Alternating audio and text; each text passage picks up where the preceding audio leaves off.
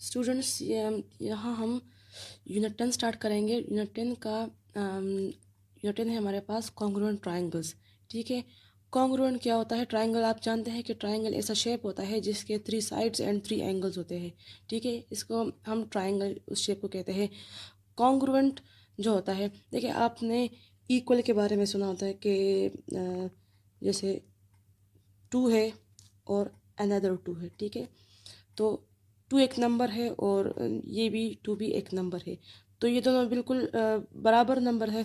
हम यहाँ पर लिख लेते हैं इक्वल, यानी कि जब दो नंबर्स बराबर होते हैं हम लिखते हैं कि हम कहते हैं कि दे आर इक्वल।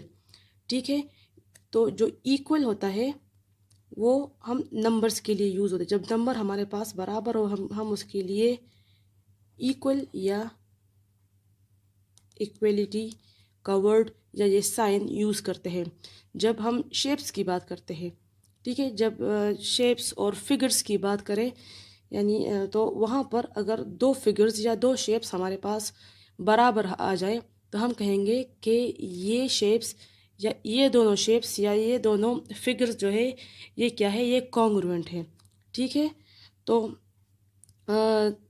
इक्वल या इक्वलिटी, इक्वल या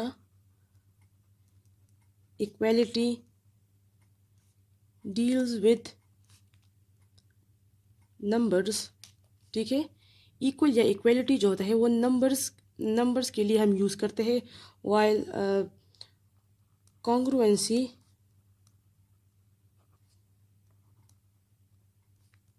डील्स विद फिगर्स और शेप्स। ठीक है, तो जब हम फिगर्स और शेप्स की बात करते हैं, यानी हम सीधा ज्योमेट्री में आएंगे, तो ज्योमेट्री में जब हम शेप्स को स्टडी करेंगे तो उनमें जब हमारे पास दो शेप्स बराबर आएंगी हम कहेंगे कि दे आर कॉन्ग्रुएंट। ठीक है, तो टॉपिक का जो नेम है वो है कॉन्ग्रुएंट ट्राइंगल्स, यानी दो ट्राइंगल्स कॉन्ग्रुएंट किस तरह होंगे। सबसे पहले कॉन्ग्रुएंट का साइन, अगर अगर एक शेप का नाम ए है और दूसरे शेप का नाम बी है और हम कह रहे हैं कि ये दोनों कॉन्ग्रुएंट है, तो इनके बीच साइन ये वाला लगेगा।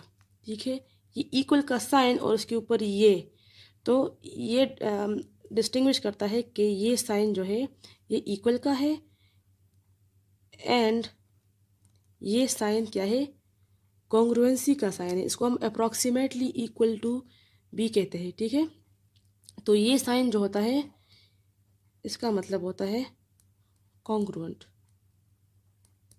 अब हम बात कर रहे हैं ट्राइंगल्स की। ठीक है, कि ट्राइंगल्स किस तरह कॉन्ग्रुएंट होंगे। तो देखिए सबसे पहले हमारे पास ट्राइंगल्स के हम एलिमेंट्स देखते हैं कि अगर एक ट्राइंगल है हमारे पास, ये एक ट्राइंगल है। ठीक है, अब इसके एलिमेंट्स कौन कौन से हैं। सबसे पहले हमने पढ़ा था कि ट्राइंगल में 3 साइड्स एंड 3 एंगल्स होते हैं। तो ट्राइंगल के ट्राइंगल हैज़ 6 एलिमेंट्स। कौन कौन से एलिमेंट्स होते हैं? A B C. ठीक है, तो एक एंगल, दूसरा एंगल और तीसरा एंगल, ये 3 एलिमेंट्स हो गए। एक साइड, दूसरा साइड और तीसरा साइड, ये 3 और एलिमेंट्स हो गए। तो 3 एंगल्स और 3 साइड्स मिलकर 6 एलिमेंट्स इसके बनाते हैं। ठीक है, अब हम इसमें यहाँ पर मैं लिख लेती हूँ, एक एंगल ए है, एक एंगल बी है और एक एंगल सी है। ये हो गया 1, ये हो गया 2, ये हो गया 3। फोर्थ क्या होगा? ए बी लाइन, ये एक साइड है ना इसकी। फिफ्थ क्या होगा? A C line and six क्या होगा? B C line. ये 6 जो एलिमेंट्स है ये इस ट्राइंगल के हैं। अब हम दो ट्राइंगल्स को कंपेयर कर रहे हो, हम कह रहे हैं कि ये दोनों कॉन्ग्रुएंट हैं। तो किस तरह कॉन्ग्रुएंट होंगे? अगर इस ट्राइंगल के साथ एक और ट्राइंगल है यहाँ पे, ठीक है,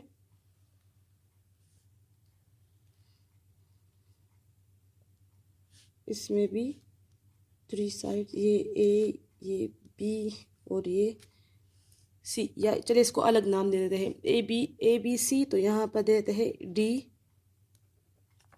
इसको ई, इसको एफ, ताकि हम इसमें फ़र्क कर सकें। ठीक है, A B C D E F मतलब दो ट्राइंगल्स है और हम कह रहे हैं कि ये कॉन्ग्रुएंट है। तो ये कब कॉन्ग्रुएंट होंगे, उनकी उसके लिए 6 कंडीशंस है। ठीक है, 6 कंडीशंस।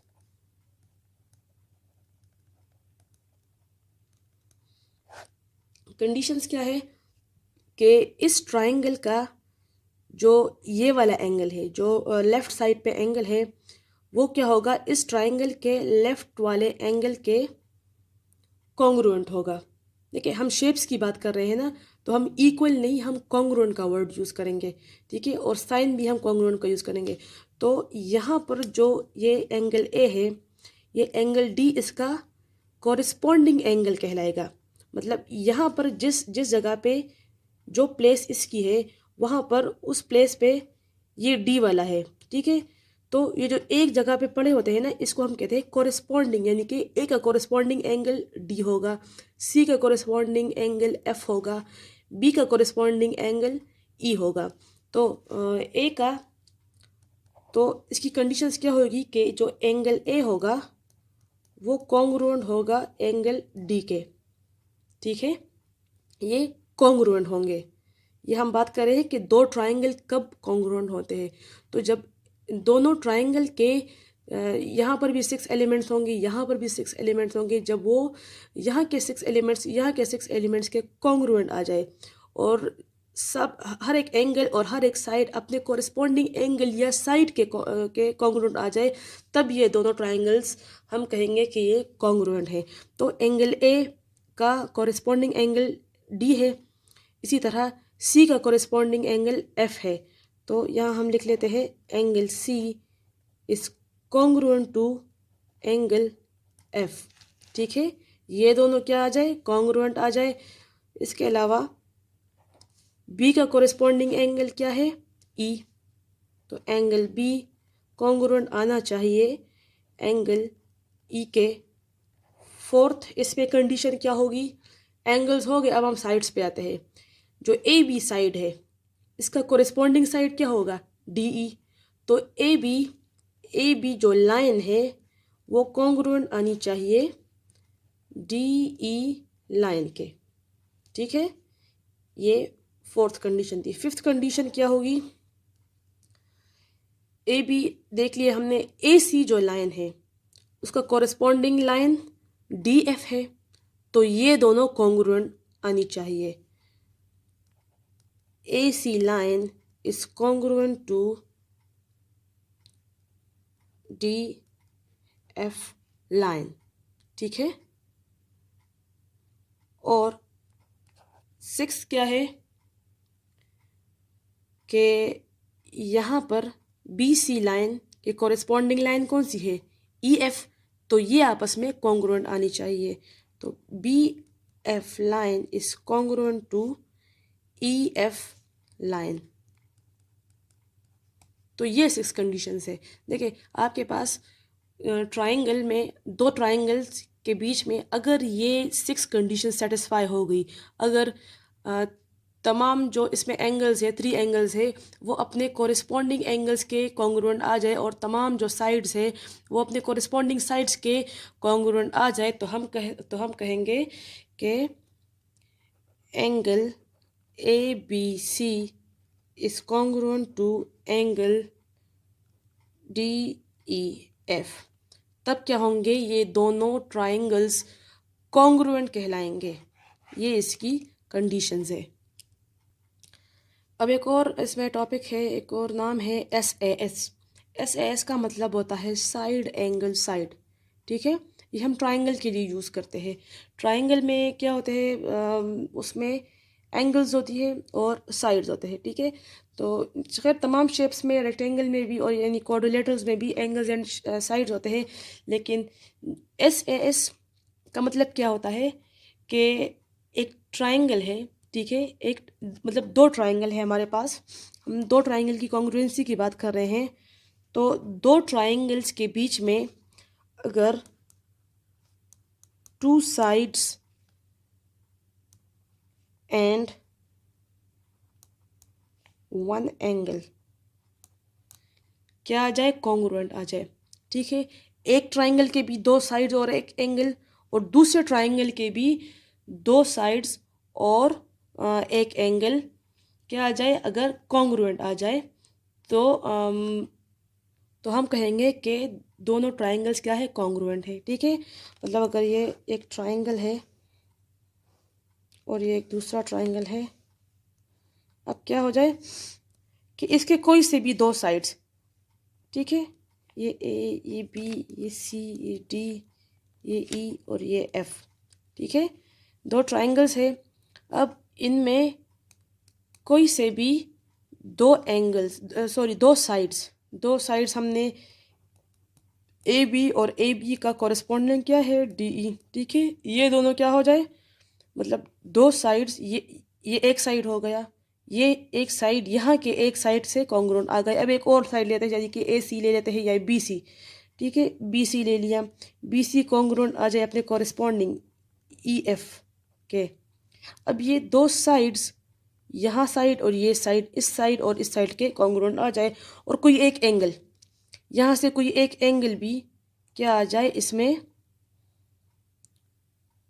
कॉन्ग्रुएंट आ जाए, यानी कि एंगल ए कॉन्ग्रुएंट आ जाए अपने कॉरेस्पॉन्डिंग एंगल के, तो तब भी हमारे पास ये जो दो ट्राइंगल्स होंगे ये कॉन्ग्रुएंट आएंगे। ठीक है,